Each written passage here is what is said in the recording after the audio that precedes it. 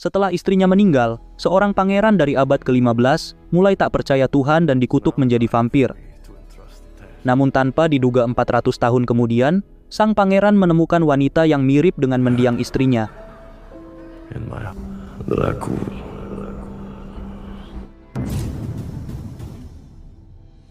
Kisah berawal dari sebelah timur Eropa, di mana pada tahun 1480, seorang pangeran di kerajaan Wallachia bernama Vlad sedang bermesraan dengan istrinya, yang bernama Ratu Elisabeta.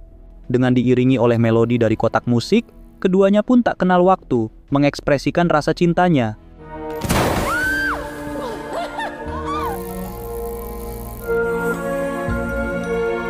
Tanpa diduga di saat itu, prajuritnya menginfokan kalau Kekaisaran Ottoman akan segera menyerang, sehingga sang pangeran terpaksa meninggalkan istrinya. Kapten prajurit pun berencana mengamankan Ratu Elisabeta ke Kastil Wilmer yang jaraknya cukup jauh untuk menghindari serangan musuh. Elisabeta yang sangat mencintai pangeran mengucapkan kata romantis yang sangat dalam. Take care of yourself, my king, my life. Sebelum berangkat ke medan pertempuran, Vlad didoakan oleh seorang kardinal dari agamanya agar bisa menang melawan musuh. Vlad yang siap mati untuk menjalankan misi ini memaksa sang kardinal berdoa kepada Tuhan agar istrinya terhindar dari bahaya. If she doesn't survive, I won't be able to go on. I want him to spare my wife. Sementara di sisi lain, Elisabeta turun dengan gaun kerajaan untuk melakukan perjalanan ke tempat aman. Setelah pertemuan dengan kardinal selesai, Vlad pun segera berangkat ke garis depan untuk bergabung dengan para prajuritnya.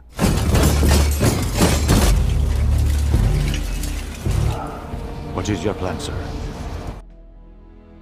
Beberapa waktu perjalanan, Elisabeta dan 4 pengawalnya tanpa diduga disergap oleh 2 musuh yang sudah ada di atas pohon. Elisabeta pun diminta untuk melarikan diri, namun ternyata pihak musuh juga tetap mengejarnya.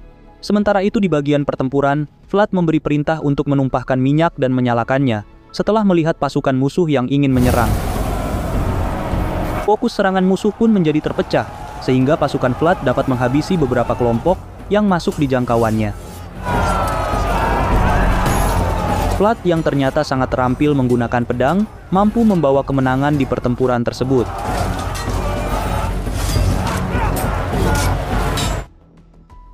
Setelah menghabisi seluruh pasukan musuh, Vlad dan prajuritnya mendatangi markas musuh untuk memamerkan potongan kelapa yang membuat komandan musuh terkejut. Namun kebahagiaan Vlad sirna manakala diinfokan kalau sang ratu sudah disergap musuh dan kabur ke arah hutan serigala. Tanpa basa-basi, Vlad pun langsung meninggalkan garis depan untuk menyelamatkan istri tercintanya. Sementara di sisi lain Elisabeta menghindar ke area lapang yang ternyata dipenuhi oleh ranjau besi berduri sambil dikejar oleh 5 musuh berkuda. Satu persatu musuh pun untungnya terhenti saat kudanya menginjak ranjau, namun sayang kudanya ratu juga ikut terkena. 3 musuh yang lain memutuskan untuk mendekat dengan berjalan kaki sambil memeriksa jalur menggunakan tusukan pedang. Tanpa diduga, saat Elisabeta ingin menjauh, kakinya menginjak ranjau, sementara Vlad ternyata sudah sampai ke area lapang. Ia pun terhambat saat kudanya terkena ranjau, dan setelah menghabisi 2 musuh di dekatnya, Vlad melemparkan pedang ke sisa musuh yang ada di depan istrinya.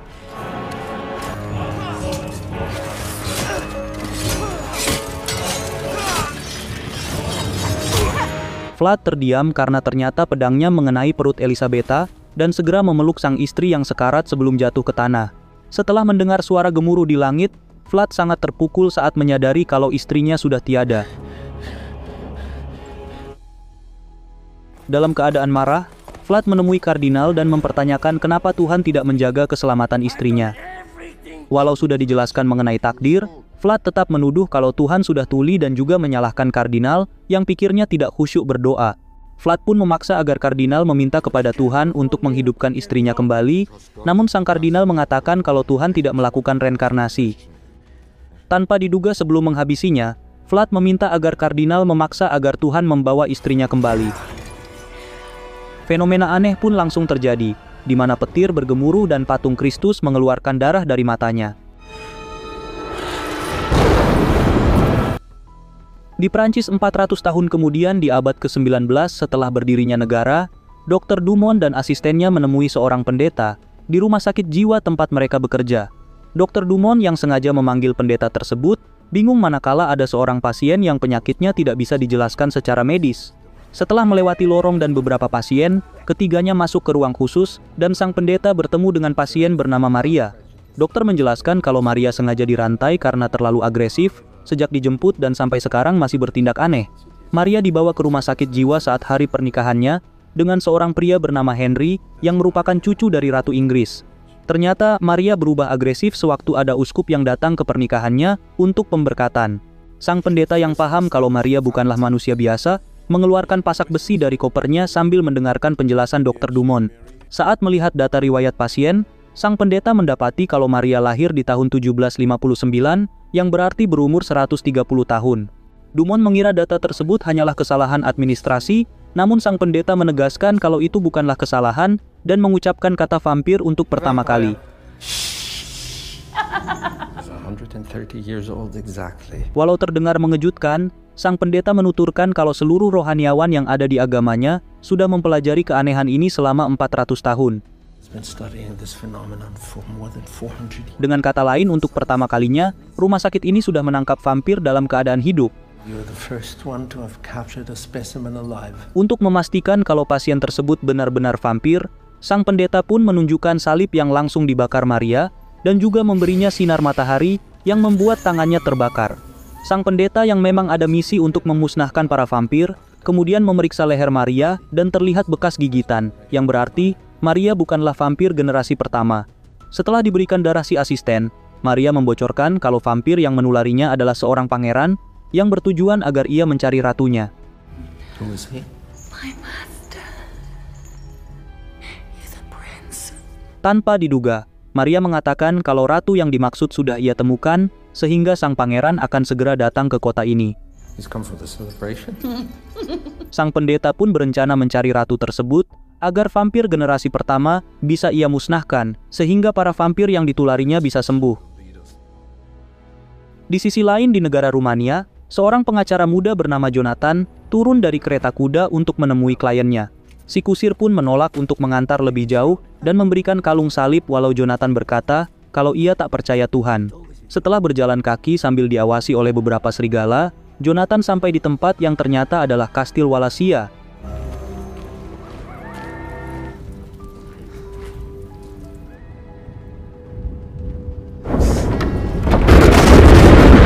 Tanpa diduga, Jonathan dibuat takut saat melihat pria tua yang muncul di depannya. Pria itu menjelaskan kalau namanya adalah Vlad yang merupakan pangeran Wallachia, dan banyak orang memanggilnya dengan sebutan Dracula. Count Dracula.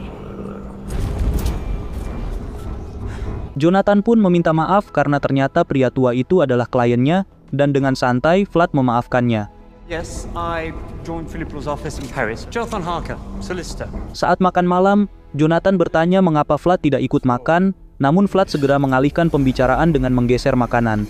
Jonathan yang mengira kalau semua kejadian aneh di kastil ini hanyalah trik sulap, kemudian menjelaskan kalau ia baru bekerja di kantor pengacara yang ada di Prancis untuk menggantikan pengacara sebelumnya. This is so good.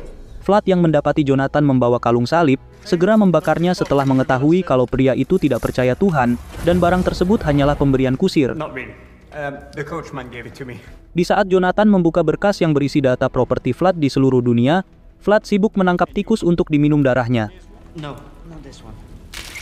Jonathan bertanya apakah Vlad sering berpergian, yang dijawab iya karena dulu Vlad pernah berkeliling dunia, namun kini rekan-rekannya yang menggantikan. It is true.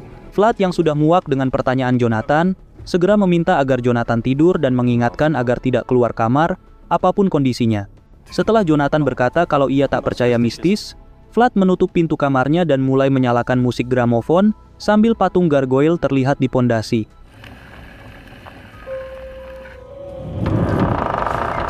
Di dalam kamar, Jonathan membaca simpanan buku milik tuan rumah yang ternyata buku sejarah 400 tahun lalu yang ada gambar Pangeran Wallachia, namun satu halaman tersobek. Sementara di Prancis, sang pendeta menyambangi rumah Henry yang merupakan suami Maria untuk mencari sosok vampir generasi pertama. Setelah Henry mendapatkan info keadaan Maria yang masih hidup, pendeta izin untuk masuk ke kamar Maria dan melihat barang-barangnya. Tanpa diduga, ia menemukan sobekan halaman buku sejarah yang sebelumnya dilihat Jonathan, yang ternyata bergambar wajah Ratu Elisabetta. Di sisi lain, Jonathan yang penasaran keluar dari kamarnya dan membuka pintu ruangan yang sebelumnya Vlad masuki. Saat membuka peti yang ternyata berisi Vlad yang sedang tidur, Jonathan dipukul hingga pingsan oleh sesosok makhluk dari belakang. Setelah bangun dari pingsannya, Jonathan mendapati Vlad ada di ruangan yang sama dan sangat terkejut saat makhluk gargoyle sedang mengikatnya. Vlad kemudian memerintah untuk menaikkan tubuh Jonathan, sehingga Jonathan takut sambil bertanya, siapakah sosok tuan rumah yang sebenarnya? Sambil melukai leher Jonathan agar darahnya bisa ditampung, Vlad hanya mengungkapkan kalau ia adalah manusia yang dikutuk Tuhan dan bisa hidup selamanya dengan mengkonsumsi darah. Di saat Jonathan memohon pertolongan pada Tuhan, Vlad tertawa namun sebelum lehernya dipotong semua, ia meminta dijelaskan sosok Vlad sebenarnya. Tell me your story. Karena ini adalah permintaan terakhir Jonathan, Vlad pun menceritakan kisahnya, sampai berakhir dengan kutukan Tuhan yang sangat menyengsarakan hidupnya. Setelah para gargoyle menurunkan dan menempatkannya ke kursi, Vlad mengungkapkan kalau ia yakin Ratu Elisabetta akan bereinkarnasi. Selama 400 tahun ini, Vlad ternyata mencari reinkarnasi Elisabetta di berbagai penjuru dunia. Took my wife. I was one of his most faithful servants. Wabah hitam yang terjadi di abad sebelumnya menyulitkan pencariannya, dan karena banyaknya kematian akibat penyakit tersebut, Vlad iri dengan kematian apalagi sang ratu belum ditemukan. That's pretty long. Vlad pun ingin mengakhiri hidupnya dengan lompat dari kastil, namun setelah beberapa kali percobaan belum berhasil, dan bahkan makhluk gargoyle menertawainya.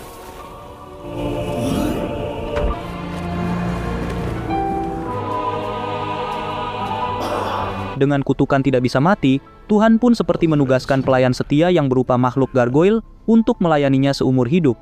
Kemudian Vlad yang sudah 300 tahun tidak menemukan ratu, akhirnya mengubah strategi pencarian sambil menunjukkan sebuah parfum kepada Jonathan.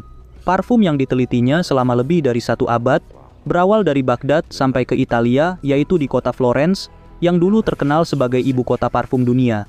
Dengan fungsi bahwa parfum tersebut akan membuat semua orang menuruti kemauannya, Vlad pun mengetesnya di toko tersebut dan hasilnya memuaskan. Vlad kemudian hadir di beberapa pesta kerajaan yang ada di dunia, lalu mengoleskan parfum ajaib tersebut yang membuat semua wanita mengikuti perintahnya. Jonathan yang mendengar kemampuan parfum tersebut merasa iri, namun Vlad menegaskan kalau tujuannya hanya untuk mencari ratu. Singkat cerita, perjalanan Vlad terhenti di sebuah kerajaan yang ada di Perancis, di mana Raja Louis mengundang bangsawan dari seluruh dunia untuk pesta di istananya. Vlad yang menduga akan menemukan reinkarnasi sang ratu di sana, harus menelan pil pahit manakala wanita yang dikira Elisabetta malah mengolok-olok dirinya. No, I'm not Elizabeth. Naik pitam karena sudah 300 tahun tidak menemukan pujaan hatinya, Vlad memutuskan untuk menulari kutukannya melalui gigitan dan menugaskan semua korbannya untuk mencari sang ratu. Maria yang merupakan salah satu korban, akhirnya bisa hidup sampai saat ini berkat keabadian darah si Dracula. Jonathan pun bertanya berapa wanita yang ia gigit, namun Vlad tidak bisa memastikan jumlahnya. Selanjutnya, karena Vlad sudah buntu bahkan jasad Elisabetta sudah menjadi abu, Vlad memutuskan untuk tidak berpergian lagi dan berharap korban yang ia gigit menemukan sang ratu. Vlad tidak pusing untuk memperoleh kekayaan hingga saat ini, karena para gargoyle selalu setia memberinya harta melimpah yang entah berasal dari mana. Jonathan yang sudah paham kalau akar permasalahannya adalah cinta, meminta pengampunan karena dirinya juga memiliki kekasih dan sebentar lagi akan menikah. If you kill me, she'll die of grief, I know it. We to be wed as soon as I return. And you have to spare me, please. Vlad penasaran dengan sosok wanita yang menjadi kekasih Jonathan, sehingga Jonathan memperlihatkan fotonya yang tersimpan di liontin. Tanpa diduga, wanita tersebut sangat mirip dengan sang ratu, dan membuat Vlad langsung menyebut Elisabetta, yang disanggah oleh Jonathan, kalau namanya adalah Mina. No, Mina. Setelah tidak menghabisi Jonathan karena sudah berjasa menemukan ratu, Vlad segera memberitahu para gargoyle kalau ia perlu merubah penampilan dengan meminum darah segar. Sementara itu di Paris, pendeta memberikan sobekan halaman yang bergambar Ratu Wallachia pada Dr. Dumont dan memastikan kalau vampir generasi pertama sedang mencari wanita yang mirip seperti ini. Sang pendeta kemudian mengeluarkan buku catatan yang berisi pengamatan tentang fenomena vampir, yang intinya kalau vampir tercipta dari manusia biasa yang dikutuk oleh Tuhan. Dumont tercengang saat mendengar vampir tidak diberi hak oleh Tuhan untuk mati, namun sang pendeta menuturkan kalau Tuhan bisa mengampuninya jika makhluk tersebut melakukan pertobatan. They are as a result of a divine curse. Death will be granted, and consequently he can also give death. Sang pendeta pun berencana untuk menghabisi si vampir menggunakan tusukan pasak di jantung, karena hanya dengan cara itulah makhluk tersebut bisa dimusnahkan. Dengan matinya vampir generasi pertama, maka seluruh korban yang digigitnya juga akan terbebas dari kutukan. Dumont yang sedang memperhatikan gambar sang ratu, menyadari kalau Elisabetta kidal dan saat asistennya masuk, keduanya terdiam setelah diinfokan kalau gambar ratu sangat mirip dengan penjenguk Maria. Penjenguk tersebut mengenalkan diri sebagai Mina, yang ingin mengetahui kondisi Maria.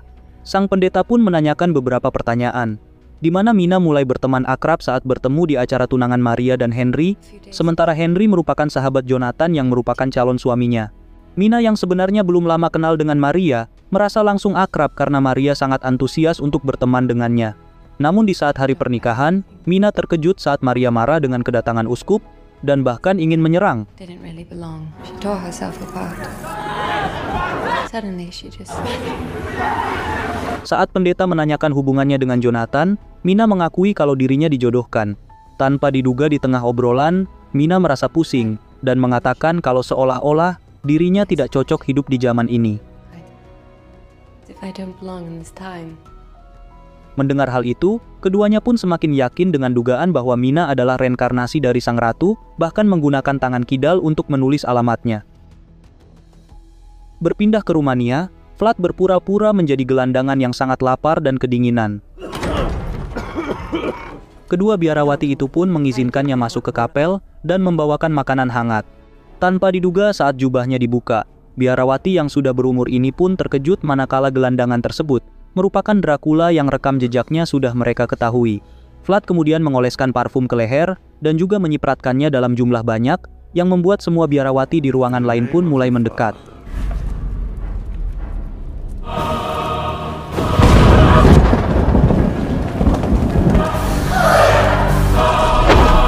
Sementara biarawati yang senior ini menahan rasa untuk memeluk Vlad, para biarawati muda tidak bisa lagi menahan godaan. Dalam keadaan petir saling menyambar, Vlad dimuliakan dan hanya seorang biarawati ini yang terpilih untuk dihisap darahnya.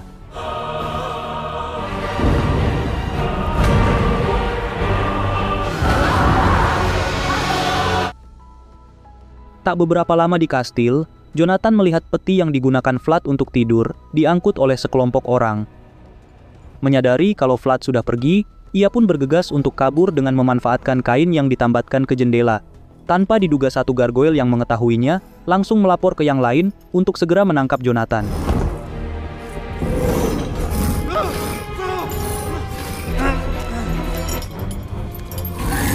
Di saat itu, Jonathan pingsan karena jatuh dan tergelincir ke arah sungai yang telah membeku. Satu gargoyle yang ingin mendekat ke tubuh Jonathan tercemplung ke air manakala lapisan es tidak kuat menahan bobotnya, yang terbuat dari batu. Jonathan yang sadar dari pingsannya pun langsung menyadari kalau para gargoyle tidak bisa mengejarnya dan kemudian berhasil kabur. Beberapa minggu menempuh perjalanan darat, kereta kuda Vlad akhirnya sampai ke Paris untuk menemui Maria yang masih dirawat di rumah sakit. Vlad yang penampilannya sudah kembali muda, bertemu dengan asisten dokter dan mengoleskan parfum di leher agar perintahnya dituruti. Maria pun yang melihat sang pangeran akan mengeluarkannya, sangat bahagia bahkan berterima kasih manakala diberikan darah muda.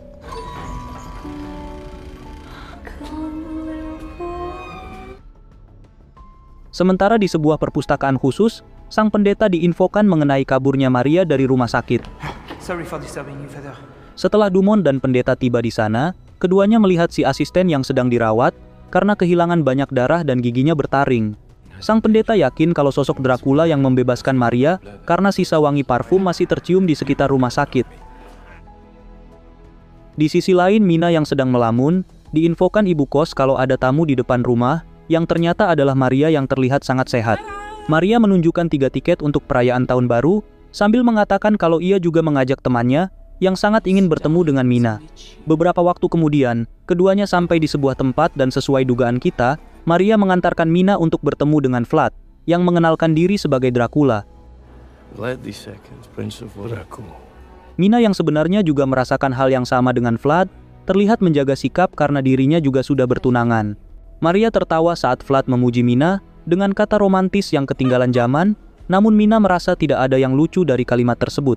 Vlad lalu menyebutkan dirinya sebagai Pangeran Wallachia, yang membuat Mina terdiam dan langsung mengalihkan kecanggungannya dengan mengajak Maria pergi ke tempat lain. Setelah sampai di sebuah karnaval, Maria dan Mina tampak sangat gembira melihat beberapa pertunjukan, sementara sang pangeran mengikuti keduanya dari kejauhan.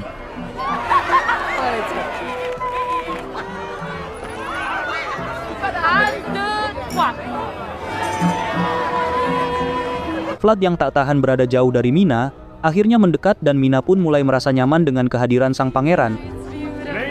Di saat Mina dibantu Vlad menggunakan senjata, ingatan masa lalu Mina muncul namun ia berusaha menahan diri. Vlad yang sudah yakin kalau Mina adalah reinkarnasi Elisabetta, kemudian melindunginya saat masuk ke rumah hantu. Setelah kembali ke hotel, keduanya bertamu ke ruangan Vlad dan Mina terpana dengan tempat tersebut karena pasti membutuhkan banyak uang untuk menyewanya. Saat Maria meninggalkannya di ruang tamu, Vlad masuk untuk berterima kasih karena Mina sudah mau datang menemuinya. Dalam obrolan keduanya, Vlad mengetahui kalau Mina lebih suka tinggal di pedesaan dibanding kota seperti ini, karena menurutnya suara alam lebih menenangkan. Saat Vlad menyampaikan kalau dirinya tinggal di kastil tua yang ada di pegunungan terpencil Rumania, Mina agak terdiam seperti mengingat sesuatu. Vlad kemudian menunjukkan kotak musik, dan Mina mengetahui kalau alat klasik tersebut merupakan hadiah sang pangeran ke istrinya yang sudah tiada. Tanpa diduga saat kotak musik dinyalakan, ingatan Mina tentang kebersamaannya dengan Vlad mulai membanjiri otaknya. Setelah Vlad menyebut nama Elisabetta, Mina terkejut dan menuduh kalau sang pangeran sedang menyihirnya agar jatuh cinta. Vlad pun meminta maaf karena ketidaksopanannya dan mengakui kalau wujud Mina menghidupkan kembali kenangannya dengan sang ratu. Mendengar hal itu, Mina menyampaikan kalau dirinya sudah memiliki calon suami dan kemudian Vlad memberikan kotak musiknya sebagai kenang-kenangan. Untungnya di tengah kecanggungan tersebut, Maria muncul dan membawa Mina ke balkon untuk menyaksikan kembang api tahun baru.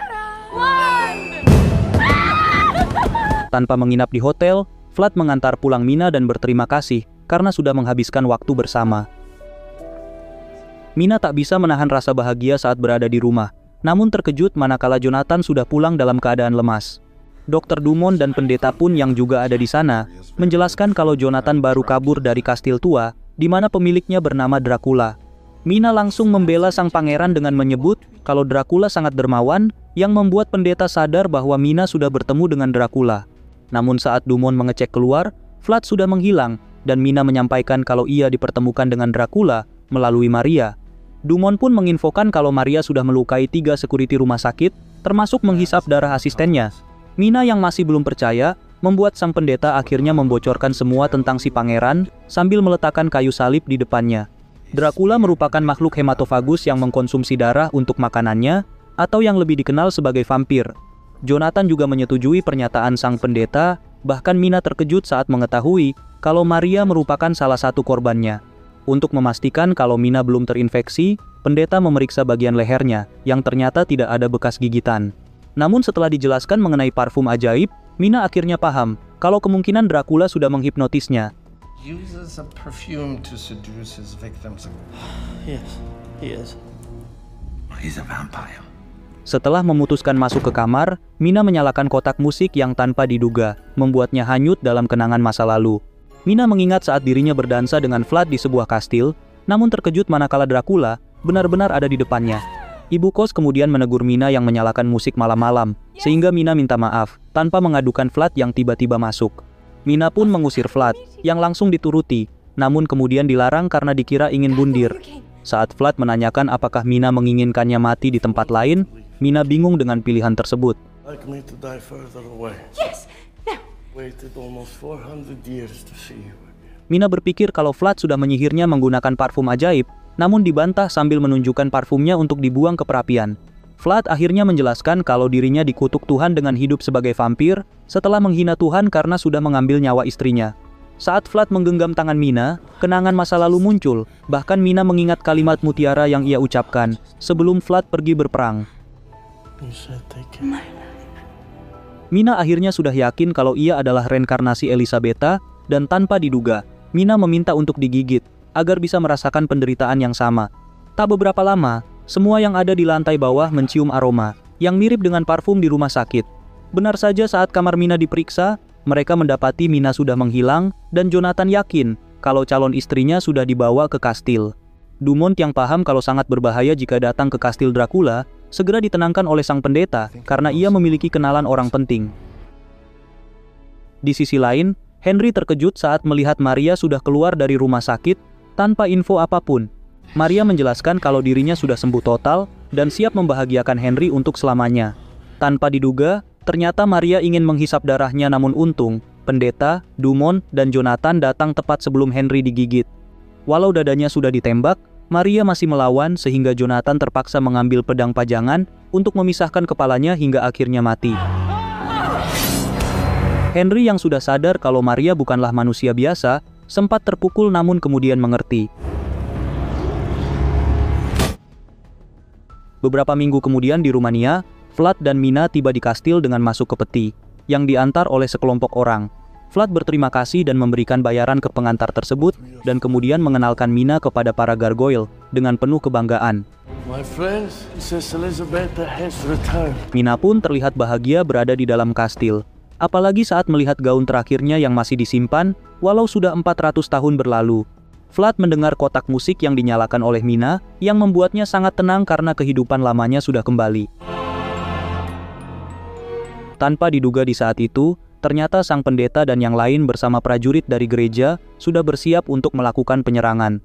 Setelah menangkap para pengantar, prajurit yang berada di kejauhan pun menyiapkan beberapa meriam.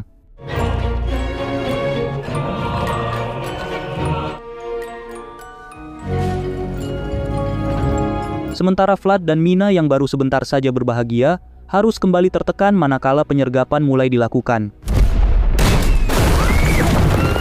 Para gargoyle yang berusaha menahan prajurit yang masuk, mulai kewalahan karena kalah jumlah dan juga takut dengan senjata api.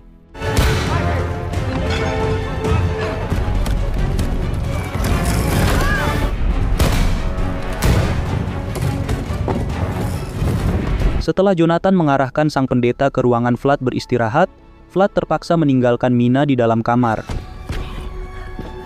Saat sejumlah meriam yang ditembakkan hampir mengenai Mina, ia memutuskan untuk keluar namun batal karena para prajurit sudah ada di depannya. Setelah pendeta ingin membuka peti Vlad, Henry menahannya agar para prajuritlah yang mengeksekusi dengan senapan. Namun ternyata, Vlad muncul di belakang Jonathan dan untungnya hanya memukul kepalanya hingga pingsan. Sebelum Henry dan para prajurit mengisi ulang peluru, Vlad maju dan menghabisi semua dengan keahlian pedangnya.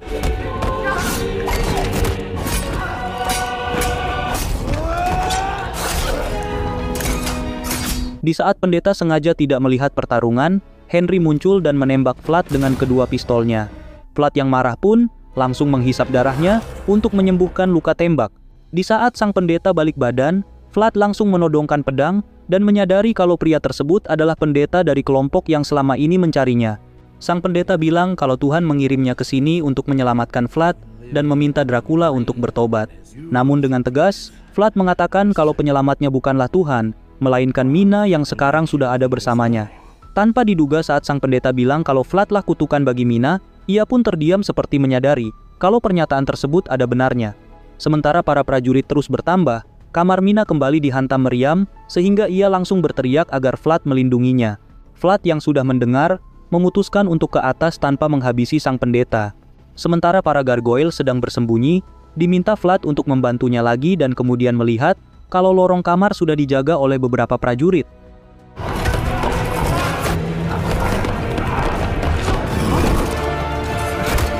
Setelah sang pendeta mengambil pasak dari kopernya, Vlad berhasil menghabisi para prajurit dan masuk ke kamar Mina. Sang pendeta yang sudah berada di lorong kamar, melihat kalau Vlad dan Mina sedang berbicara, sebelum Vlad menutup pintunya. Vlad ingin mengakhiri kutukan ini dengan kematiannya, yang langsung ditolak karena Mina juga sangat mencintai sang pangeran. Dari balik pintu kamar, sang pendeta menyarankan kalau Vlad memang benar mencintai Mina, maka biarkan Mina hidup, dan ia menyerahkan diri pada Tuhan. Return to life, and you return to God. Your soul still belongs to God. Tanpa diduga dengan berat hati, Vlad memutuskan keluar dan mengunci pintu untuk menemui sang pendeta yang sudah siap dengan pasak sucinya. Setelah Vlad menuturkan kalau 400 tahun lalu seorang kardinal gagal menyelamatkan istrinya, ia bertanya apakah kali ini Tuhan bisa mendengar doanya. Sang pendeta pun juga tidak bisa memastikan permintaan tersebut, namun sangat yakin kalau Vlad bertobat, maka kedamaian akan menyertainya. Sementara Mina bersikeras agar ia tidak ditinggalkan, Vlad tanpa diduga merentangkan tangan untuk menyerahkan diri, sehingga sang pendeta mendekat sambil mengucapkan doa.